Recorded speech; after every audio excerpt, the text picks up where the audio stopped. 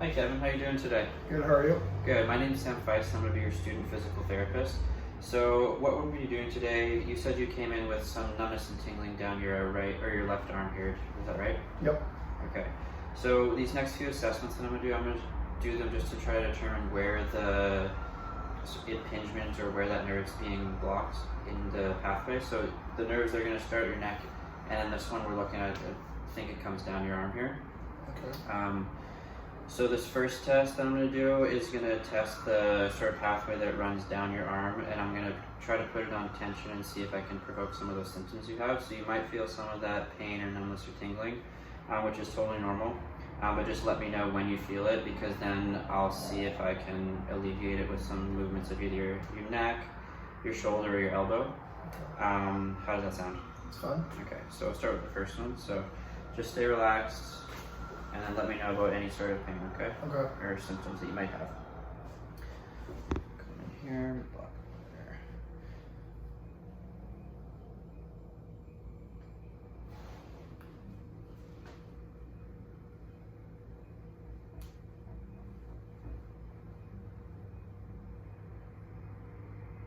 How does that feel? Good. Good. I'm starting to feel like a pulling in my forearm. Okay. Tilt your head towards me. Does that make it any better? Yeah, it goes away. Okay. So how's your uninvolved side? Move to your other side now and see how this one responds to that nerve being put on tension. So you just slide a little bit more towards me. And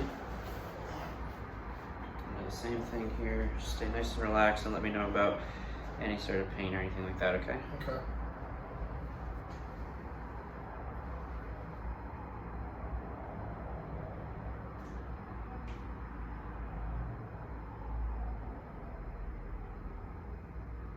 That one kind of came on. It's the same kind of pulling Where do you feel it? in my forearm. Okay, so do that same head tilt towards me. Does that make it any better? Yeah, it's a little bit better. Okay. So the next one we're going to do, I'm going to have you sit up on the edge of the table over there with your back towards me. Okay. Okay, so this one, I'm going to be applying some pressure on the top of your head, and what that's going to do is going to close down some of the pathways that the nerve comes through. And if it triggers your symptoms, then we can kind of confirm that the nerve root is the problem here instead of the periphery. Okay. So let me know. You might get some of those same symptoms that I was talking about before. Just let me know when you feel them and if you feel them. Okay. And then I'll be asking about the pressure as we go here, okay? Okay. So I'm going to come up on top, set my hands on top of your head. I'm going to apply some pressure down. How does that feel? It's fine. Okay.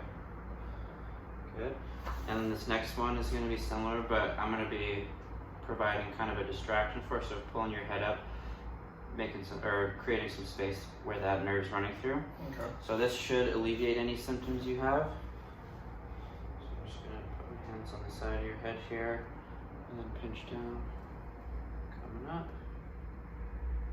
How's that feel? It's okay. Okay. No pain or anything throughout those tests? Nope. Okay. So with those tests, if I would have seen the positive median nerve test, as well as the alleviation of symptoms with the distraction and aggravation of symptoms with the spurlings, then it would indicate a nerve root problem. But if the spurlings didn't provoke any symptoms and the distraction didn't alleviate any of the symptoms, but the median nerve test was still positive, then it would lead me to believe it was more of a peripheral nerve problem, and we would look at some entrapment sites that the median nerve might have along the arm and go from there. In this video, I'll be doing cervical upglides and downglides as a intervention technique.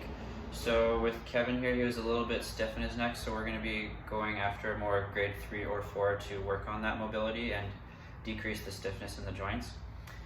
So for this technique here, Kevin, I'm going to be applying some pressure to the back of your neck here, and I just want you to relax the whole time.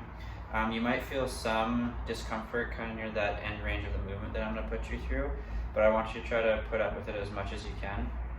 but let me know if it gets too bad and I can back off or stop.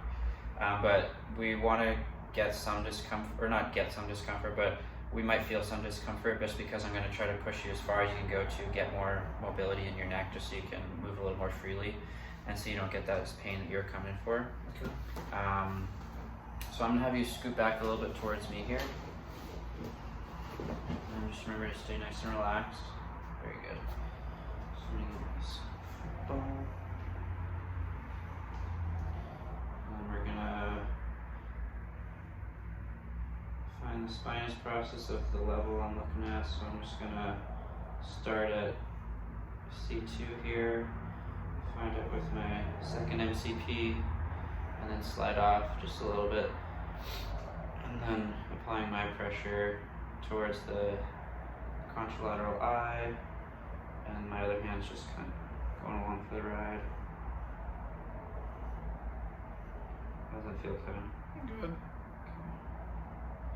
So looking for R1, and then R2,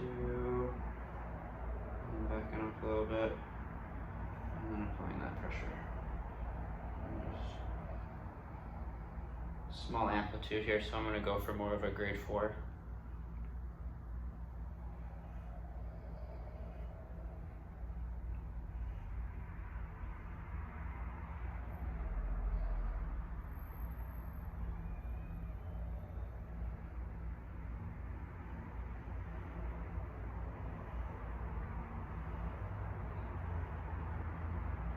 Still okay, good?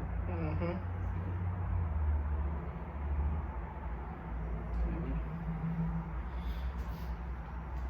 then I'll do the same thing again. I'm just going to go down a level, working that C3, C4 more now.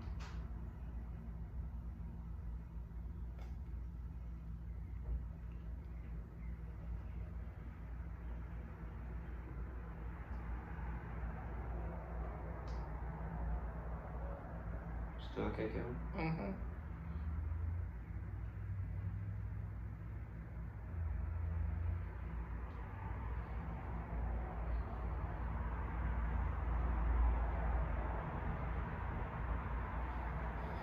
Good, then we'll do one on the other side here. So I'm going to do more of a down glide on this side. Doing it the same 2 levels that I did before. Finding his spinous process.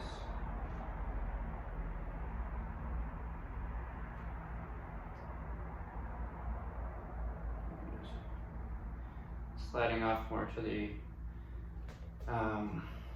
lateral articulated pillar, and then pushing towards the contralateral shoulder.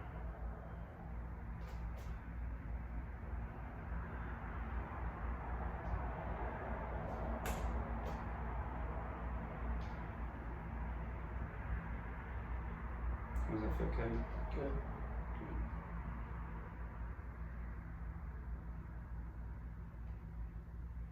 Keeping that grade to our 4, so a small amplitude. Keeping pressure on.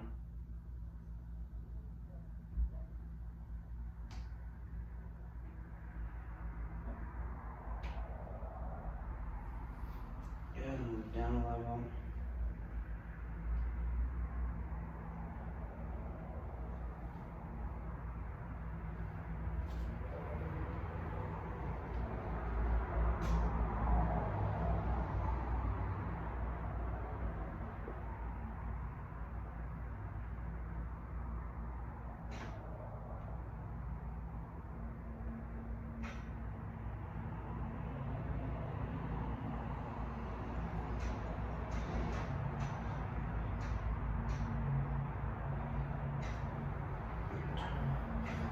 Slide back down just to relax your head. And then with this, it'd be indicated if they had sort of hypomobility in any of the joints. Typically, that triplanar motion, so either flexion, same side bend, same side rotation, or extension. And then It'd be good for any sort of facet dysfunction or any sort of a nerve problem where the upglides would help sort of provide some room in the vertebral foramen. And then we could reassess with our upglides and downglides again, just to see if he had any more range, and then have him do some active range of motion as well in that quadrant testing. In this video, we're going to look at an exercise for the deep neck flexors, and then we'll finish off with some proprioceptive training for the cervical spine. So our first one that we're going to be doing, so it's going to be based on Kevin's deep neck flexor endurance test that we did. So he was able to hold it for about 15 or 20 seconds, let's just say.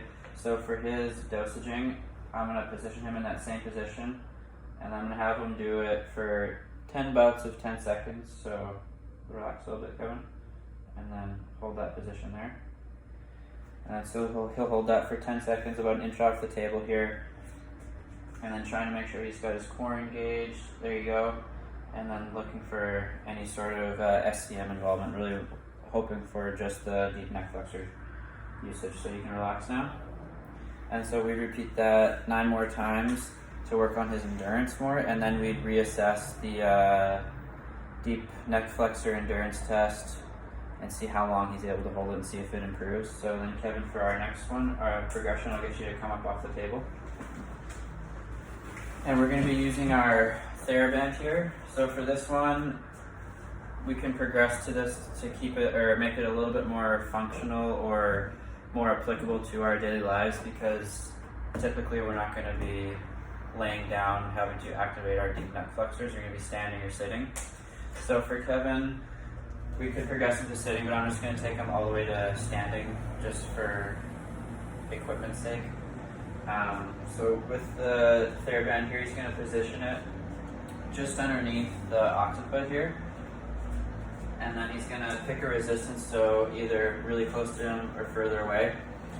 Pick a resistance that best fits his level at the moment. And he's going to put his hands up on the wall, and he's going to let his head come into protraction a little bit with that forward head position. And then he's going to retract his head back and holding that same protracted and slightly extended position of the neck.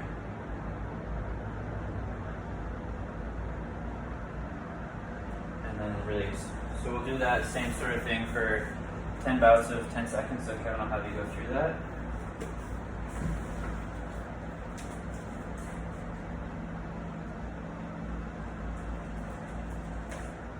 Good. Moving your feet forward a little bit here so you're got nice even, and bring the shoulders back a little bit. Good, engage the glutes. And then we're going to protract the shoulders just a little bit and then depress them so they're nice and stable. Good. And then just retracting the head, tucking that chin. And you're going to hold that position there, Kevin. And then obviously we can progress this by grabbing further up on the band and creating some more resistance. How does that feel? Good. Alright, feels good. And you can relax. So then we'd repeat that for the same bout of 10 sets of 10-second holds. So I'll take that from you. So we'll move on to our proprioceptive training now. So Kevin, I'm going to have you sit on the edge of the table here. And for our proprioceptive training, since we don't have a laser pointer, I'm just going to use our trusty goni. And for this, I'm going to have him look straight forward, and then I'm going to position him to whatever angle I pick on here. And then I'm going to bring him back to the starting position, and then I'll have him try to recreate that using my goni as the measurement tool and see how far off he gets. So come up. We'll start at 0, and then I'll position you. So hold that there.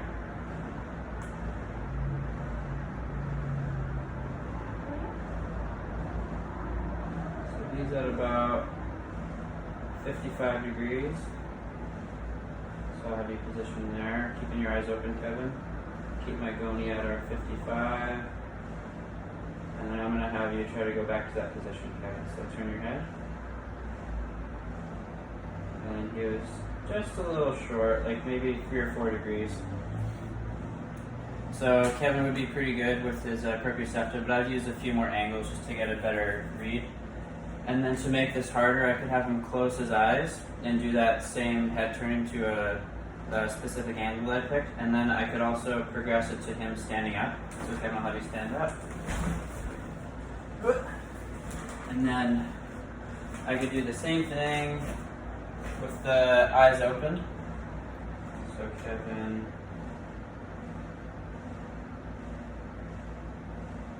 I'm going to position him here. There we go.